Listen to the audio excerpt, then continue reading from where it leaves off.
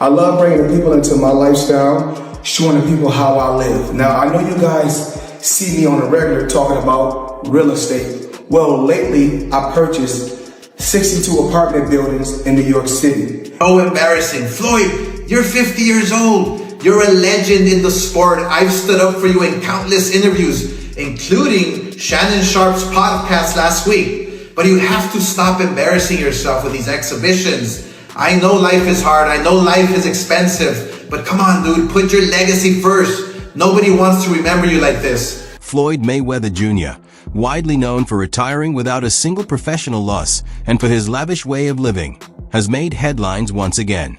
The boxing icon has finalized a massive real estate investment worth $42 million, securing ownership of more than 60 rental apartment properties across New York City, with a majority situated in Upper Manhattan. What I need you guys to do, slide over and check out the photos. It's not all 62 buildings, it's a few buildings, but guess what? All the buildings belong to me. I don't have no partners.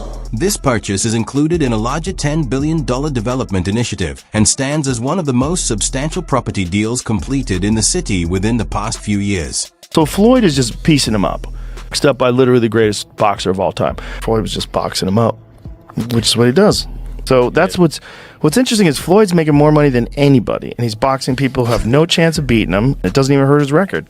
Also, money. He needs that money. That money has to keep coming in if you're going to live like this. It's not that expensive, though, but... He's only 46. But he does this with everything, man. He's got $1 million watches. I don't think he buys every pair. You think they give them to him? Yeah, because then you get a video like that. Right.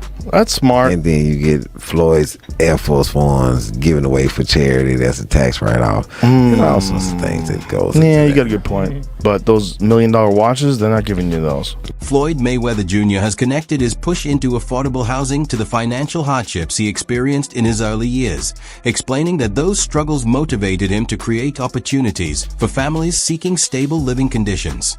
And through Vita Properties, he has formed partnerships with major industry figures while reportedly adding interests in landmark assets such as Chicago's Aon Center and the city's historic old post office building. However, concerns have emerged about the precise structure of these ventures, as public property records do not clearly confirm a finalized transfer of ownership for the New York properties that were announced, prompting some real estate specialists to suggest that the arrangement could involve a minority equity position, with options to expand later rather than full control, and with no detailed public clarification from Vita Properties regarding the transaction terms. Uncertainty continues surrounding the exact nature of Mayweather's claims. Come on.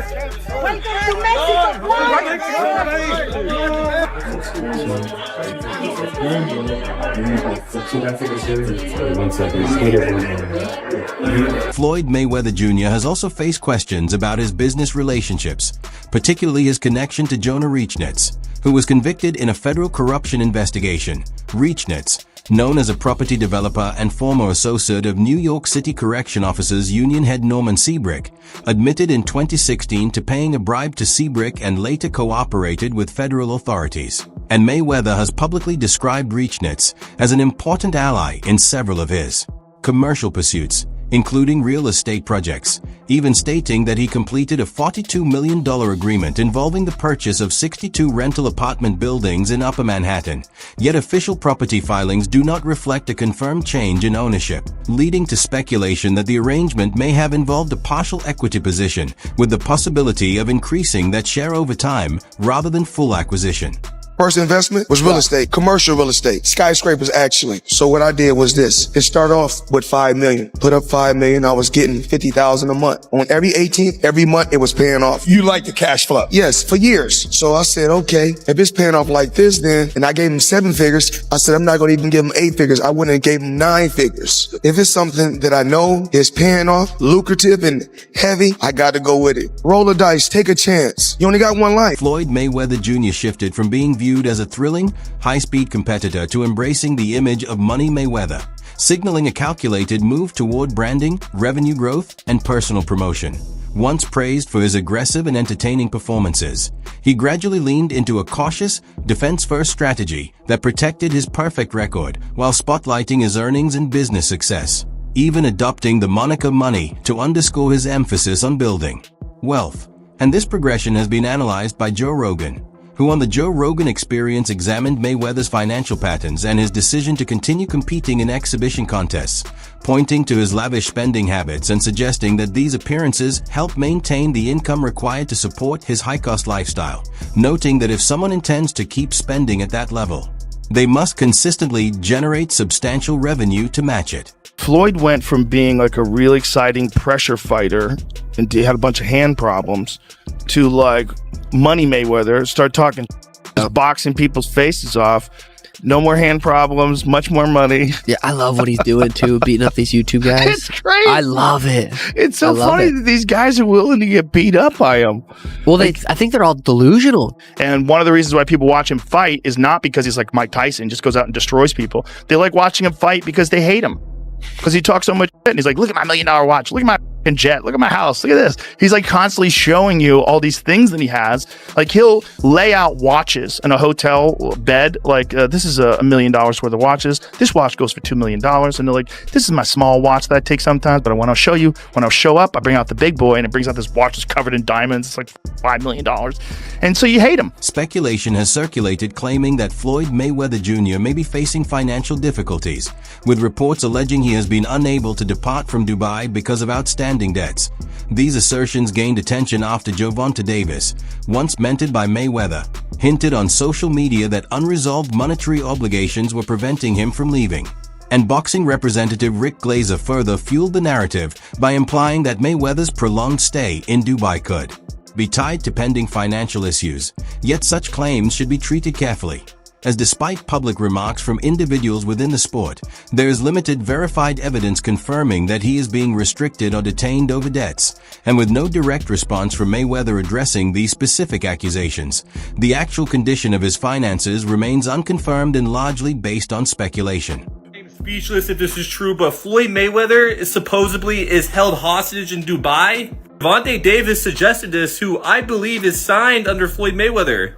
Then Floyd responded back of posting a video of Tank dancing on his IG, saying, we always knew he had sugar in the tank. Like, actually, that's insane posting this online. I'm not even kidding. And then Tank went on his IG story to say this. Yo, them people over in Dubai that money. Tell them get on live right now.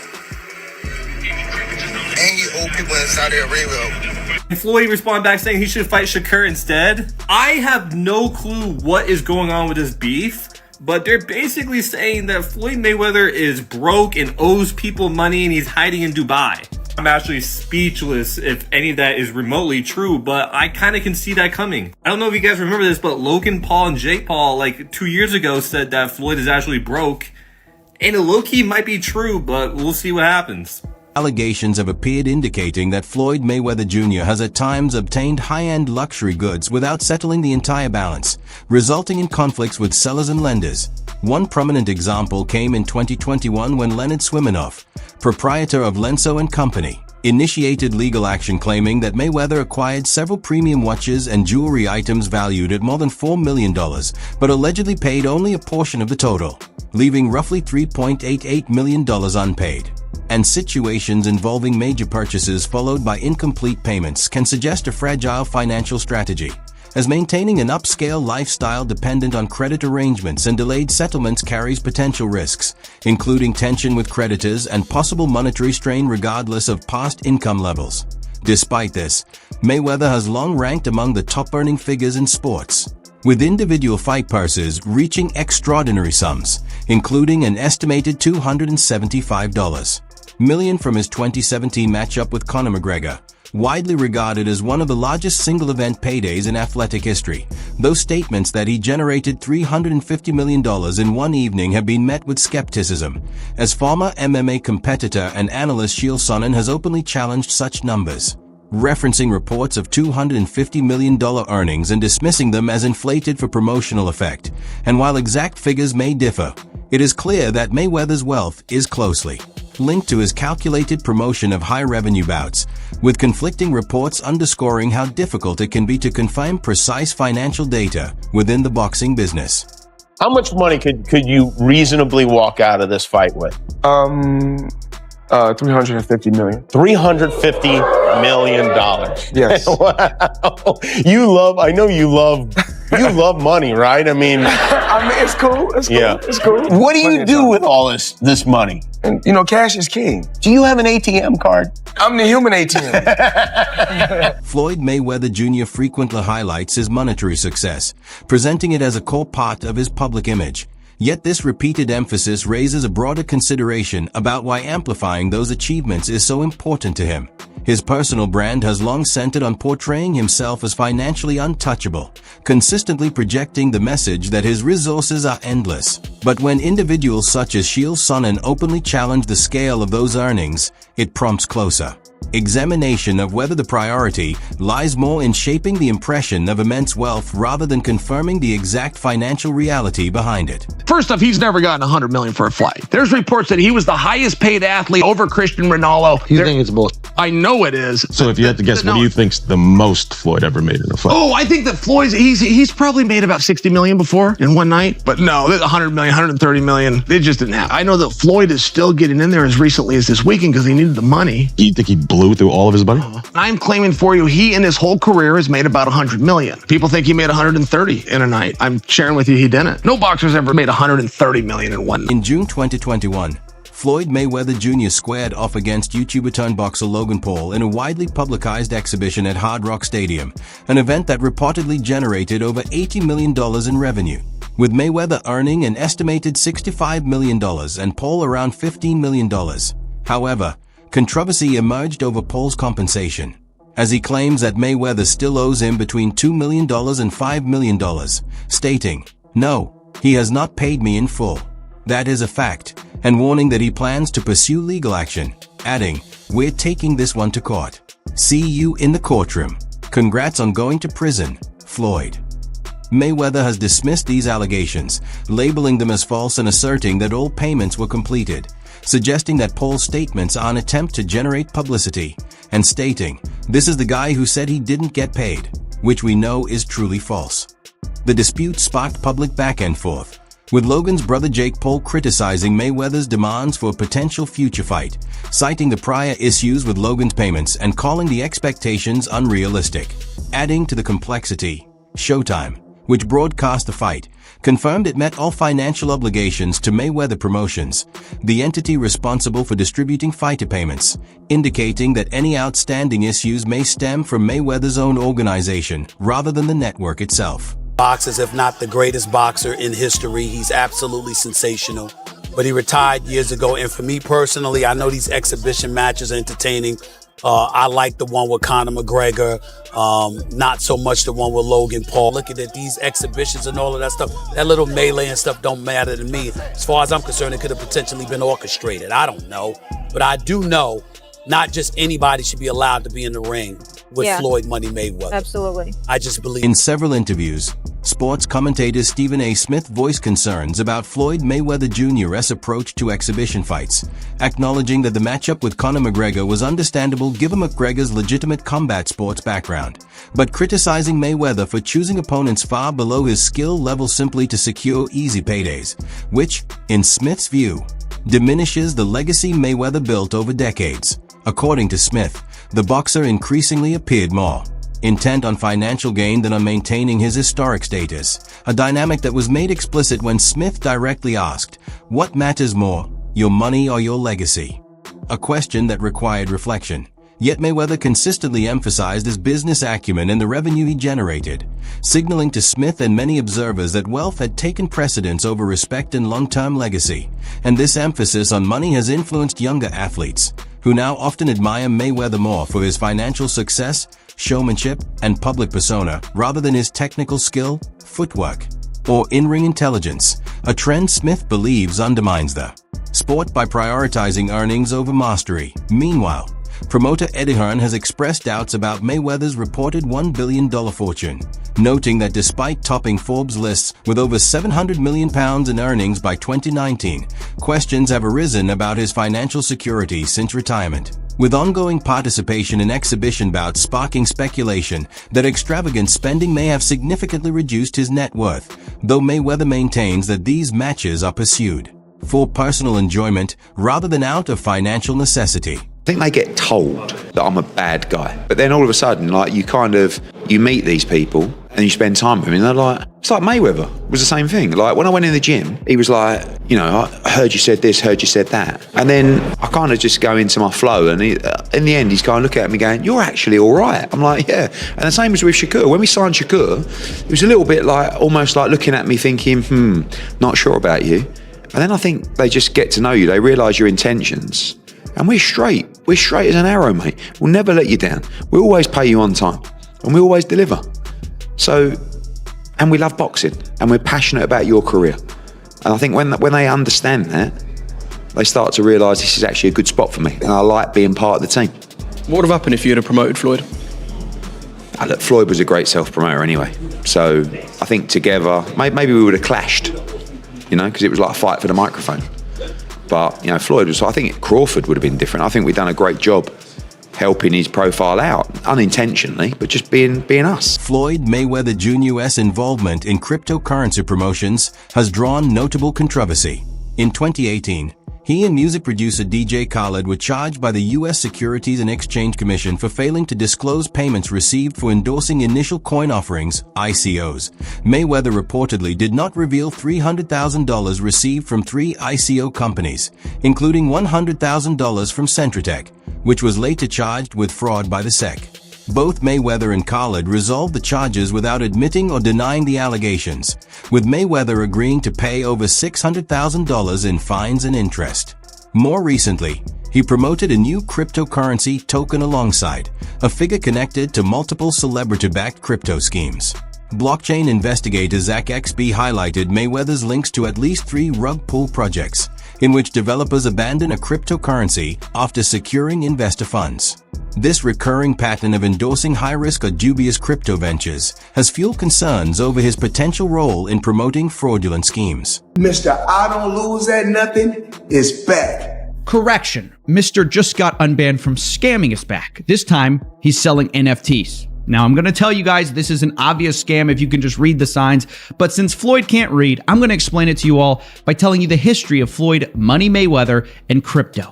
Our story starts in 2018 when Floyd Mayweather was banned for 3 years from promoting securities after scamming his fans with an ICO called Centratech. He was promoting tons of these ICO scams at the time, and he also narrowly avoided an ICO fraud lawsuit for the same thing under the defense that he wasn't actually influential enough to convince people to buy the scam. And now that it's 2022, his 3-year securities ban is over and he's back to scamming again. He's currently being sued once again for his promotion of Ethereum Max alongside Kim Kardashian, and also has gotten really into NFTs. In early 2022, a class action lawsuit targeted Ethereum and several high-profile figures, including Kim Kardashian and Floyd Mayweather Jr., alleging that their promotion of the Ethereum token amounted to a pump-and-dump scheme, artificially driving up the token's price and misleading investors who purchased EMAC at inflated values only to suffer losses when the price collapsed. Following this, Kim Kardashian came under further investigation by the U.S. Securities and Exchange Commission for failing to disclose a $250,000 payment she received in June 2021 for promoting EMAC on her Instagram account. In October 2022, she settled the matter by agreeing to pay $1.26 million, which included $260,000 in disgorgement with interest and a $1 million penalty. And she also committed to a 3-year prohibition from endorsing any cryptocurrency assets. A California judge has dismissed a lawsuit against reality star Kim Kardashian, boxer Floyd Mayweather, and other celebrities over their cryptocurrency endorsements. Investors in the Ethereum Max, which is not affiliated with the popular Ethereum token, filed the suit back in January. So this suit claims celebrities conspired with Ethereum Max to promote the token to boost its value so company executives could profit by selling the holdings. The judge said the lawsuit raised legitimate concerns. However, he dismissed the suit because it didn't say where, when, or even if the plaintiffs had seen the Chael Sonnen, former UFC competitor and analyst, has publicly challenged the reported financial success and legitimacy of the 2017 bout between Floyd Mayweather Jr. and Conor McGregor, claiming that despite official announcements, the event was far from a sellout, with thousands of vacant seats at T-Mobile Arena. Me and Eric B. were at, from Eric B. and Rakim, we were at the Mondrian. Floyd Mayweather was there. He had some tax issues. He was about to go to jail, but that's before Money Mayweather, that's Pretty Boy Floyd. Got you. He was speaking to E. He needed a couple of $1 million to stay out of jail. I called my man Neil, who I was rocking with heavy. He owns Scunty, the hair accessory company. Everybody thought I was crazy. I said, yo, loan me $2 million. I want to sign Floyd. He flew out, loaned me the $2 million, and from there on, we were in the boxing business. The figures are revealing. At one stage, Floyd Mayweather Jr. reportedly faced a $22.2 million tax liability with the IRS, and for someone widely portrayed as the richest athlete in the world, such a staggering debt casts doubt on the public image, suggesting that his extravagant lifestyle may have been more of a carefully curated appearance than a reflection of true financial security. Floyd Money Mayweather up until recently didn't have any money, so Floyd is the highest earning athlete in his career, making over $1.1 billion. And after making a killing, he ended up retiring in 2017. However, he dug himself into a hole after making super lavish purchases like this LA mansion. It was so bad that he actually owed $22.2 million to the IRS, which made him have to come out of retirement to pay that back. Like and follow for more. Looking at all the details, it seems that Floyd Mayweather Jr.